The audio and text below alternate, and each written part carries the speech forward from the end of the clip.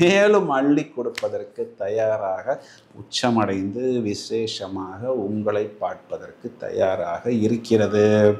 ராகு பகவான் 11ஆம் இடம் லாபஸ்தானத்துக்கு வருவதும், இந்த பக்கம் கேது பகவான் 5ஆம் இடத்தை நோக்கி பயணிப்பதும் மேலும் மேலும் தொழில் மற்றும் லாபத்தில் ஒரு உயர்நிலை உச்சநிலை ஏற்படும் அப்படின்னு சொல்வது தான் நிதர்சனமான உண்மை. பரிகாரம் வழிபாடுன்னு வந்தாச்சுன்னா, வருடத்தில் நீங்கள் ஒரு முறை கேது பகவான் கீழப்பெரும்பள்ளம் சென்று திங்கக்கிழமைகளில் யமகண்ட நேரங்களில் கேதுவை வழிபாடு செய்து அர்ச்சனை, அபிஷேகம், அன்னதானம் செய்வது உங்களுக்கு மேலும் மேலும் நல்ல ஒரு உச்சத்தை ஏற்படுத்தி கொடுக்கும் அப்படின்னு சொல்வது தான் நிதர்சனமான உண்மை.